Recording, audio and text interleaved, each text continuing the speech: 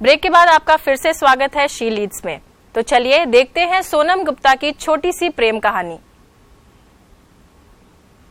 बताते हैं कि कहानी कानपुर शहर की है, उसी कानपुर की जहां की भाभी जी हैं। और भाभी जी घर पर हैं के बहाने विभूति नारायण मिश्रा अक्सर घर में घुस आया करते हैं। कुछ साल पहले इसी शहर में सोनम 11वीं कक्षा में पढ़ा करती थी। एक बार रास्ते में उसकी साइकिल की चेन उतर गई। शंकर राम का लड़का वहां से गुजर रहा था। उसने चैन चढ़ाने में उसकी मदद कर दी। एक दिन वह लड़की शंकर को गोलगप्पे खाते हुए नजर आ गई। वह दौड़ पड़ा और घबराहट में उसके मुंह से निकल गया, चैन वाले की दुकान किधर है भाई साहब? फिर वह सोनम को तलाशता रहा, लेकिन कोई मुलाकात नहीं हुई। एक दिन अचानक एक स्टेशनरी शॉप पर उसने देखा कि एक लड़की वहां अपने पिता को चाय दे रही है। वह वही लड़की थी और दुकान का नाम भी था सोनम स्टेशनर्स। कुछ एक मुलाकातों का सिलसिला चला। फिर एक शाम वह सोनम को न्योता देना चाहता था। वह 31 दिसंबर की शाम थी। शंकर ने स्ट्रीट फूड की एक पार्टी में सोनम को बुलाया। शंकर एक गरीब परिवार से था और उसका रहन सहन भी बेहद सामान्य था।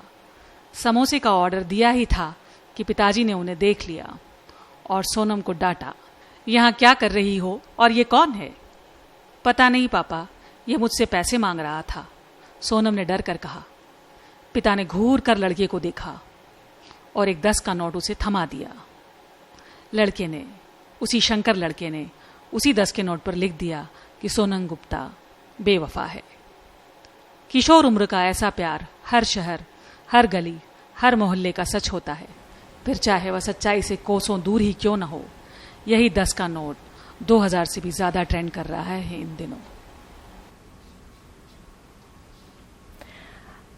तो वर्षा जी, हरीश जी, आपने अभी अभी देखा सोनम गुप्ता की छोटी सी प्रेम कहानी। मैं आप दोनों से ही जानना चाहूंगी इस कहानी के पीछे आपकी क्या राय है। हरीश जी, आपसे पहले शुरू करना चाहूंगी। देखिए, ये कहानी सच भी हो सकती है और ये कहानी झूठ भी हो सकती है। ये कल्पित भी हो सकती है, काल्पनिक भी हो सकती है और सच भी हो सकती है। सच इन द इस सेंस में कि जो हमारा जो समाज है, भारतीय समाज है, यदि इसकी बात करें तो उसमें किस्से कहानियां बहुत समय से प्रसिद्ध हैं। और दूसरा, प्रेम जो है वो भी हमारे, यदि हमें यदि पुरानी फिल्मों की बात करें तो जो मोस्टली जो हिट फिल्म है उसमें कहीं ना कहीं प्रेम था। तो प्रेम हम लोग पसंद करते हैं, इसीलिए वो मूवी हिट होती है। तो इसके पीछे भी प्रेम है। इस कहानी में यदि वो बेवफाई है तो पहले कहीं ना कहीं प्रेम रहा होगा, उसके बाद ही बेवफा बनी होगी, तो इसलिए लोगों को पसंद भी आई। और यदि मैं अब सोशल मीडिया की ताकत की अगेन बात करूं तो आपको याद होगा कि बहुत पहले एक फिल्म आई थी सनम बेवफा। तो सनम बेवफा को जितने लोगों ने नहीं देखा होगा उससे बहुत ज्यादा लोगों ने सोनम बेवफा को देखा, सोनम बेवफा को पढ़ा। तो वो कहीं ना कहीं सोशल मीडिया की ताकत है। तो कहीं ना कहीं ये मैं बता रहा हूँ कि ये जो आपकी कहानी है ये ठीक भी हो सकती है और काल्पनिक भी हो सकती है। वर्षा जी, आप क्या कहेंगे इस बारे में? नेहा, ये एक लाइन का यूनिवर्सल सच है कि भाई लड़का लड़की मिले और नहीं मिले। और हमारे यहाँ चूंकि बहुत सारी बंदिशें हैं, प्रेम करने की जगह नहीं है, प्रेम को स्वीकार्यता नहीं है। बातें हम बहुत करते हैं, हम राधा कृष्ण से लेकर खूब हमारे यहाँ बातें हैं, बड़े अच्छे खूबसूरत किस्से भी लिखे गए हैं, लेकिन उसकी स्वीकार्यता अब भी न के बराबर है। और हमारा वही जो मैंने पहले भी कहा कि मध्यम वर्गीय, निम्न मध्यम वर्गीय समाज में ये बहुत सारे किस्से हर एक के साथ कहीं ना कहीं जुड़े हुए। थोड़ा सा स्पर्श करो आप, हर एक के पास किस्सा आएगा ऐसा।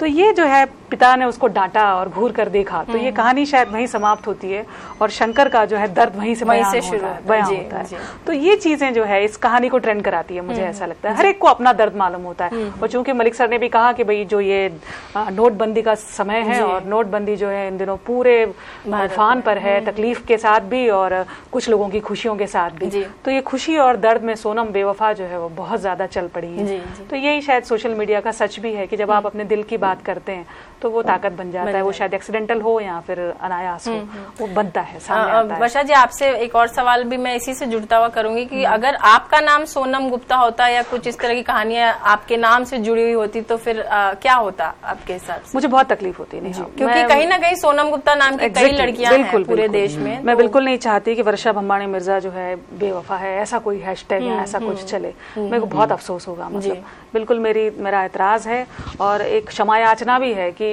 इस तकलीफ के दौर में हम लोग बात कर रहे हैं इस पे। लेकिन मुझे लगता है सोनम गुप्ता नहीं, एक सोनम के नाम से जो है आप बात कर सकते हैं। लेकिन सोनम गुप्ता एक बहुत पर्टिकुलरली पिन पॉइंट आप करते हैं। तमाम लड़कियां जिनका नाम है, और जो जैसे आपने भी शुरू में कहा शीला और मुन्नी, जब ये गाने आए थे तब हमने रूबरू कई महिलाओं से बात की थी। इवन मेरी बुआ जी का नाम भी मुन्नी है, तो वो उन्होंने महसूस किया था कि बहुत तकलीफ है और हर कोई जो मेरे ख्याल से जिनका नाम ये होता है उनको इतना नहीं भी होता, लेकिन शायद आस पड़ोस के लोग, आसपास के लोग एहसास ज्यादा दिला देते हैं। वो छेड़छाड़ बढ़ जाती है उनसे, उनका मजाक होना शुरू हो जाता है, तो वो नहीं भी फील कर रही हो तो वो एहसास कराया जाता है। तो ये शीला मुन्नी में भी यही हुआ और सोनम के साथ भी मुझे लगता है तमाम जितनी भी लड़कियां सोनम नाम की हैं वो आज परेशान। एक बात ऐड करना चाहूंगा कि मैं लास्ट कल जो है FM सुन रहा था, तो FM पे भी जो आरजे है वो उस तरह की बातें कर रहे थे कि भाई आजकल सोनम गुप्ता जो है वो ट्रेंडिंग में है, तो इसके बारे में हम अपने कॉलर से जानना चाहते हैं कि वो क्या करेंगे। तो फर्स्ट उन्होंने जब कॉल किया तो किसी लड़के का था, तो उसने थोड़ा सा जोकी बातें की कि सोनम बेवफा ये है, वो सारी चीजें।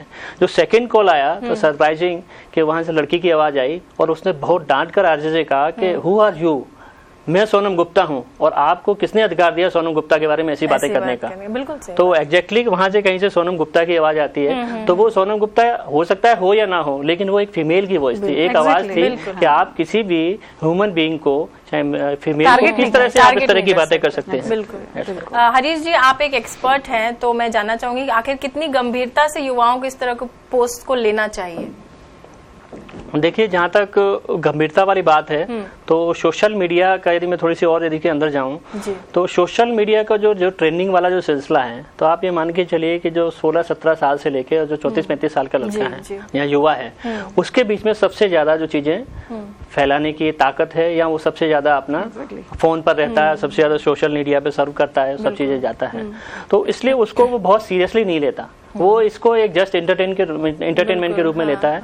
क्योंकि जिन लोगों को इसको सीरियसली लेना है वो उसके बाद भी हैं, जैसे हम लोग अपने राजस्थानपत्रिका.com पे भी देखते हैं कि हमारी कौन सी जो न्यूज हैं वो 18 से 34 साल के युवाओं को पसंद आई, कौन सी ऐसी न्यूज हैं जो 34 साल के बाद के लोगों को पसंद आ रही है, तो वो ट्रेंडिंग पता चलता है कि जो थोड़ा सा लाइट मूवमेंट वाला या लाइट कंटेंट वाला जो है वो अपने यूथ को पसंद आ रहा है, जो थोड़ा सा सीरियस है वो उसके बाद के लोगों को पसंद आ रहा है। तो यूथ तो इसको एक तरह से एंटरटेनिंग करता है, उसके लिए उसको सीरियसली नहीं है वो, बल्कि वो तो इसमें, क्योंकि वो बहुत क्रिएटिव है, हमारा यूथ जो है वो बहुत क्रिएटिव है, वो तो उसमें ऐसी चीजें और ढूंढने का कि यदि सोनम गुप्ता बेवफा की एक स्टोरी चल रही है तो मैं इसमें और क्या ऐड ऑन कर सकता हूँ। तो दे आर सो मनी कि उन्होंने किसी ने अपने डॉलर पुलाना निकाल के उस पर लिख दिया कि सोनम गुप्ता बेवफा है, Nepali currency, so many currencies, तो वो तो उसको मतलब एक तरह से क्रिएटिव के रूप में ले रहा है और वो उसको एंटरटेन कर रहा है, उसको ऐसा नहीं है कि वो कुछ सीरियसली ले रहा है, सीरियसली नहीं ले रहा।